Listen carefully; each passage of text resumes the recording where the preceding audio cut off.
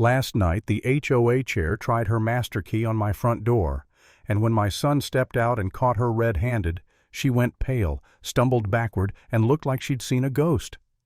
I swear I'll never forget the shock on her face. That moment right there on my porch was when everything changed for me and my family. My name's Wesley Armstrong. I'm a recently retired IT director just trying to enjoy a quiet life in Maplewood Estates. My daughter's overseas in the Army, so I'm raising my grandson Tyler, 13 years old, sharp as a tack. My son Jake visits often, though he keeps his cop life separate, always out of uniform when he's here. We're just a normal family, or at least we were, until Chloe Foster made us her obsession. Chloe had been HOA chair for 8 years, a polished woman in her mid-50s who strutted around like she owned the whole neighborhood. And honestly, in some ways, she did. These HOA chairs, they wield ridiculous power, $50 fines for trash cans visible on the wrong day, nasty letters for lawns an inch too high. But the first time I met her, she gave me chills. In our welcome chat, she leaned in too close, asking about my home office setup, then casually dropping a comment about my crypto portfolio.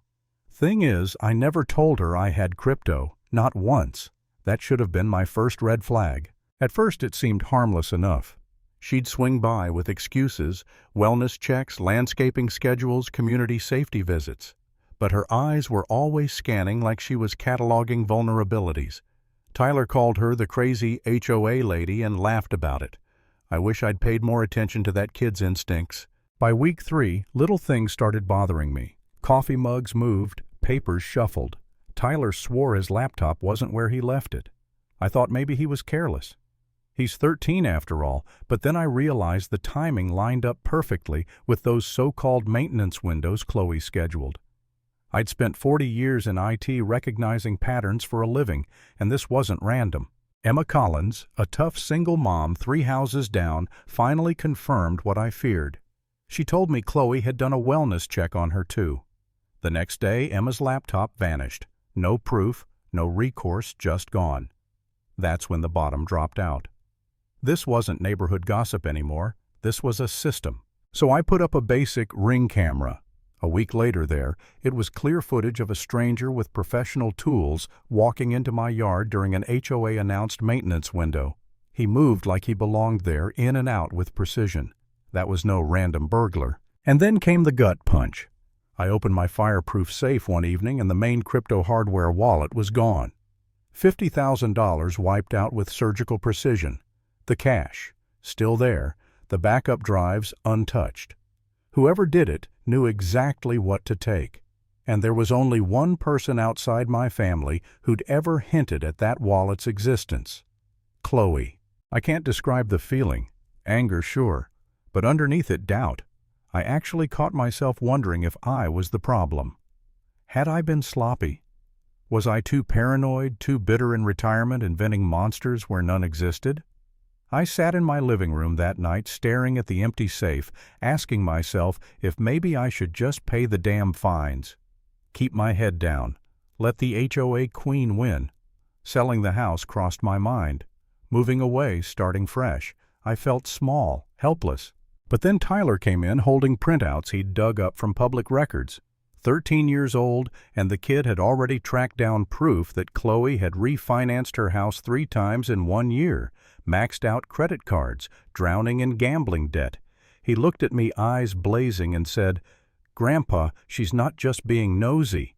She's desperate, and desperate people are dangerous." That snapped me out of it.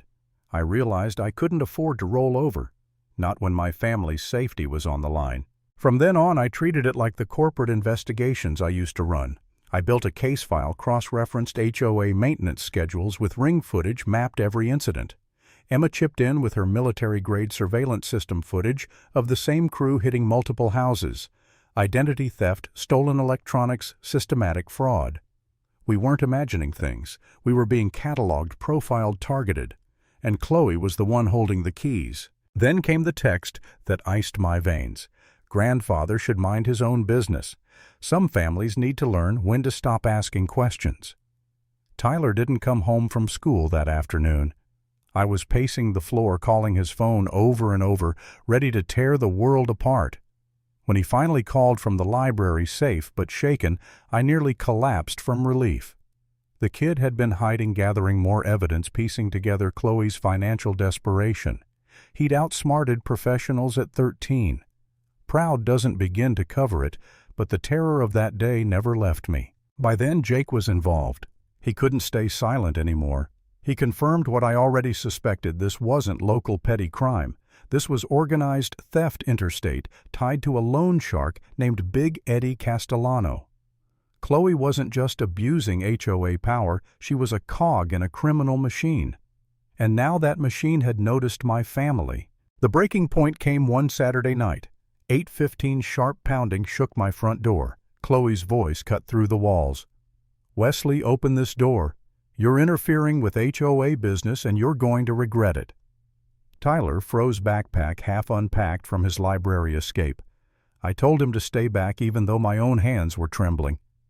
65 years old, about to face down a desperate woman who thought she held all the power. But then I heard familiar footsteps behind me, heavy, confident. My son Jake stepped up, not in his usual civilian clothes this time, but in full uniform, badge gleaming under the porch light, duty belt loaded, radio crackling with dispatch chatter. He wasn't just my son in that moment, he was Officer Armstrong, Maplewood Police Department. I opened the door. Time froze. Chloe expected to see a rattled retiree. Instead, she found herself face to face with a cop.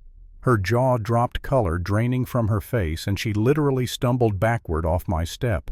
The neighbors popped out like prairie dogs, phones recording, eyes wide with delight.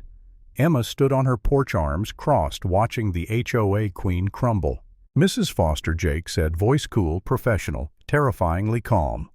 "Officer Jake Armstrong, Maplewood PD, I believe you wanted to discuss something." Chloe stammered.